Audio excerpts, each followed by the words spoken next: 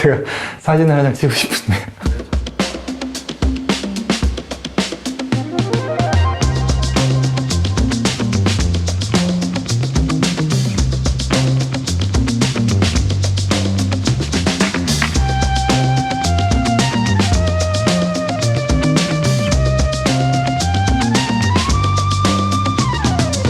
안녕하세요. 저는 김재석이라고 합니다. 엑스라지라는 홈갤러리 컨셉의 갤러리를 제가 실제 거주하는 곳에서 운영하고 있습니다. 퀴어 아티스트들을 포함해서 어떤 특정한 담론을 다룬 전시에서 만날 수 없는 작가들을 서로 만나게 한다든지, 집이라는 공간을 활용해서 작업을 선보인다는 맥락에서 제가 보고 싶은 작업을 작가들에게 이제 의뢰를 하는 편입니다. 지금 열리고 있는 전시는 개인전 구비구비인데요. 이 고건우 작가는 추상회화를 그리는 일이라는 것이 본질적으로 어떤 감각적 경험과 맞닿아 있는지를 고민하면서 그 결과 만들어진 이미지와 본인이 수행한 방법론이 어떤 방식으로 결합될 수 있을까를 질문하는 작업들을 하고 있습니다. 이번 전시에 출품된 작업들은 캔버스 뒷면에 크랙 페이스트를 바른다든지 종이를 잔뜩 구겨서 피면서 만들어진 이 종이의 텍스처의 흔적들을 출발점으로 삼고 있는데요. 종이 표면에 마치 개미가 땅 위를 걷듯이 선들의 경로들을 따라가면서 만들어진 이미지들을 실험을 하고 있는 작품들을 선보이고 있습니다.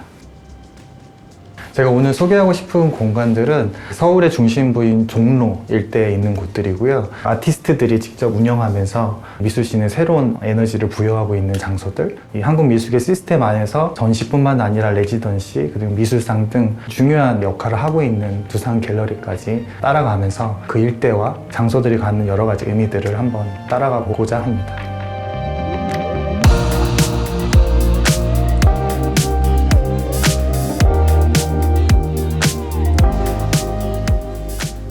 물과 공기라는 공간을 오랫동안 준비하신 걸로 알고 있는데 어떻게 해서 이 공간을 열게 됐는지 알려주시겠어요?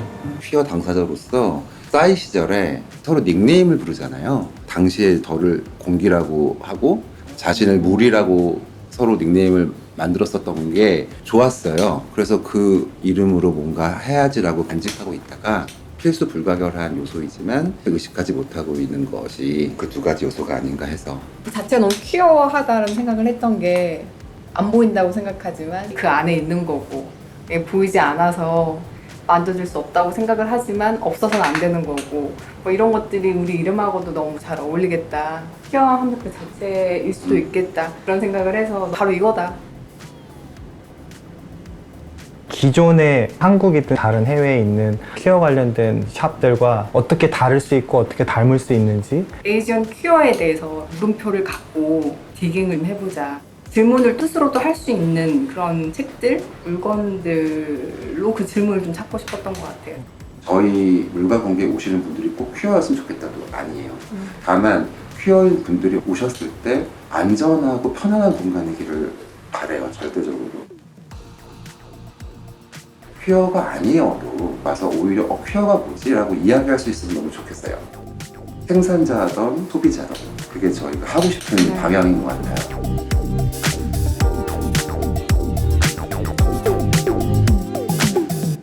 엑스라지 근처에서 역사적으로 중요한 장소들, 그 중에서 한 곳이 고이동 가옥이 아닐까 싶습니다. 고이동은 한국 근현대 미술을 이야기할 때 빼놓을 수 없는 인물입니다. 한국 최초로 서양식 근대 미술 교육을 받았고 또 한국에 들어와서 미술 작가로서 뿐만 아니라 미술 행정가로서도 굉장히 중요한 역할을 한 인물인데요. 이 작가가 30년이 넘게 살았던 공간을 물과 공기를 방문하기 전 혹은 후에 고이동 가옥도 같이 보시면 좋을 것 같습니다. 또 뿐만 아니라 동시대 미술의 다양한 흐름들을 엿볼 수 있는 뮤지엄 헤드도 있고요.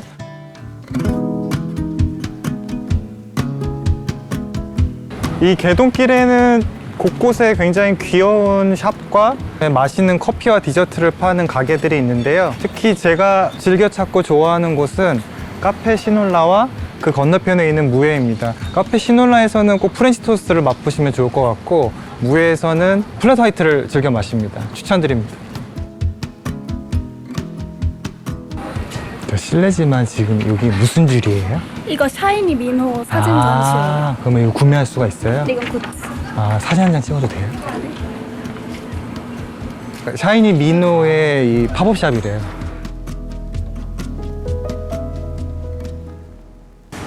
지금 제가 있는 이곳은 많은 분들이 낙원상가라고 부르는데요. 정식 명칭은 낙원악기상가입니다. 1960년대 말에 도심 재개발 사업을 위해서 만들어진 일종의 복합 상가식 건물인데요. 지금은 아파트까지도 있어서 이곳을 스튜디오로 활용하는 작가들도 있고요. BP라는 중요한 전시 공간이 있어서 이곳을 한번 같이 방문하셔도 좋을 것 같습니다.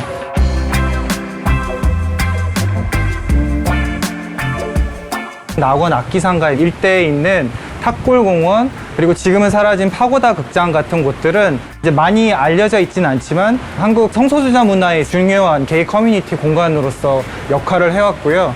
지금은 성소수자뿐만 아니라 다양한 사람들이 이곳을 밤문화를 즐기는 곳으로 활용하고 있습니다.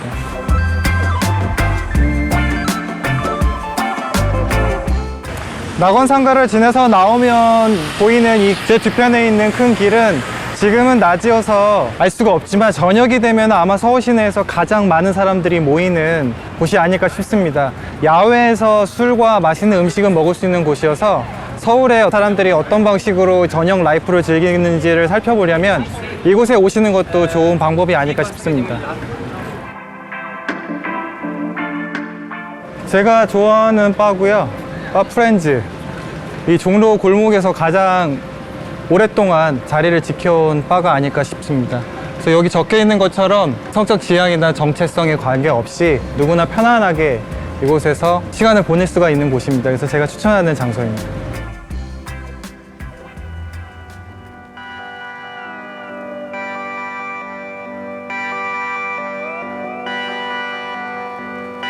제가 있는 이곳은 두산 갤러리입니다.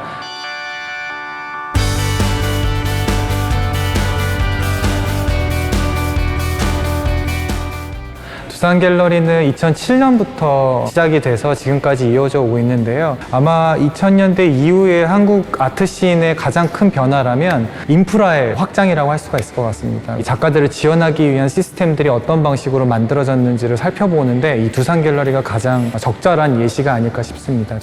이 전시 공간뿐만 아니라 레지던시 운영, 미술상 수상까지 이어지면서 작가들을 지원하고 또 그들이 또 새로운 공간에서 창작 활동을 할 수 있게끔 전폭적인 지지를 해왔던 아주 중요한 곳입니다.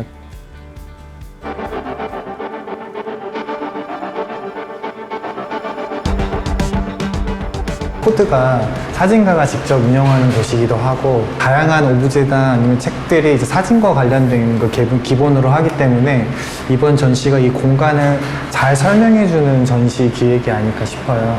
이번 전시를 하시는 김익현 작가님께서 원래 온라인상으로 수석필름이라는 필름 가게를 운영을 하셨는데 온라인에서는 필름에 대한 설명이 좀 한계가 있으니 오프라인에서 직접 사진을 보고 필름에 대한 정보도 알리고 사진을 보시고 필름도 구입을 하시고 마음에 드는 사진이 있다면 또 사진을 구입도 하실 수 있게 기획을 하게 된 전시이자 팝업 스토어.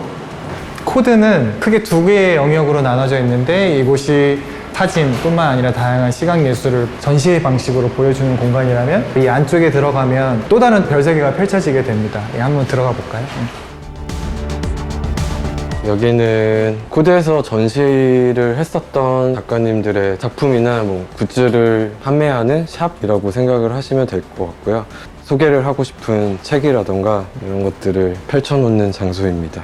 네, 저도 이때 두 개를 같이 구매를 했었죠. 네. 이제 엑스라제에 가면은 이걸 만나실 수가 있습니다.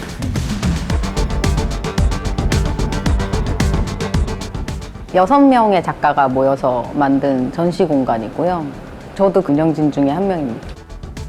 최윤희라고 합니다.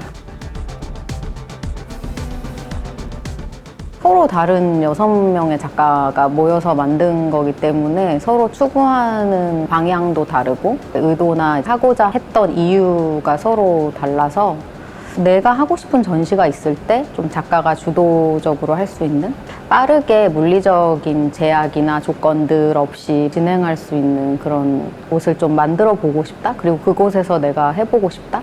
그런 생각을 했던 것 같아요.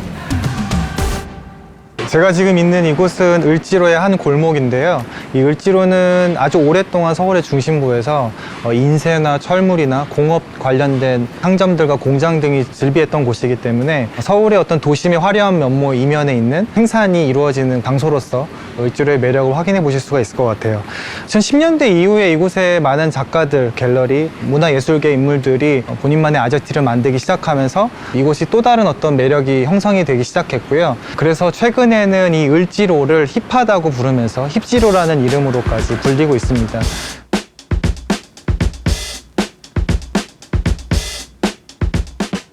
지금 이곳은 신도시로 올라가는 계단인데요. 제가 신도시를 올 때마다 가장 좋아하는 스팟이기도 합니다. 이 신도시는 2015년에 처음 문을 열었고 지금까지 정말 다양한 공연과 전시, 출판 프로젝트 등을 진행하면서 한국 문화예술계의 중요한 핵심적인 플랫폼 역할을 해오고 있는 곳입니다.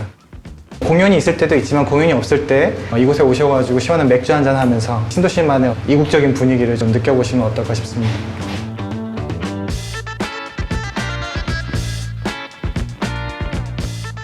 저는 이병재라고 합니다. 신도시와 미도파라는 곳을 윤호랑 같이 운영하고 있고요. 디자인 일도 하고 미술도 하고 음악도 종종 하려고 하는 상태입니다.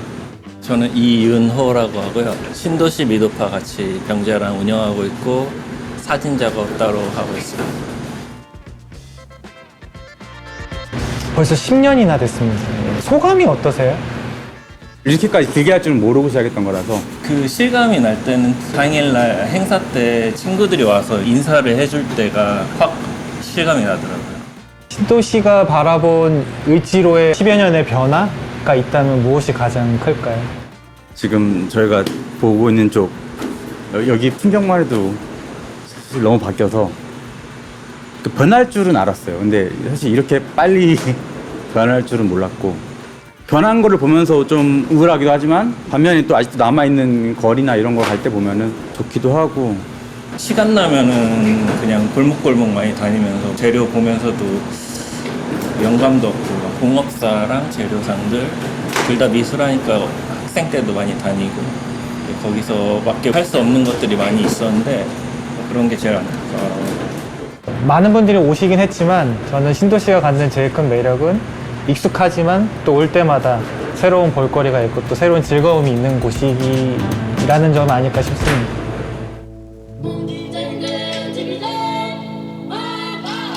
오늘 엑스트라시를 출발점으로 삼아서 서울의 중심부에 있는 을지로, 충무로 근처 그리고 개동 여러 군데에 있는 다양한 샵과 전시 공간을 방문을 해봤습니다. 저 역시도 이렇게 하루에 한꺼번에 이 다양한 장소들을 방문한 건 처음이라 이전에 방문했던 것과는 다른 느낌을 받게 됐는데요. 서울 아트씬이 가지고 있는 서울만의 에너지 그리고 독특한 다양성 같은 것들을 제가 소개해드린 공간에서 확인해 보실 수 있을 것 같습니다.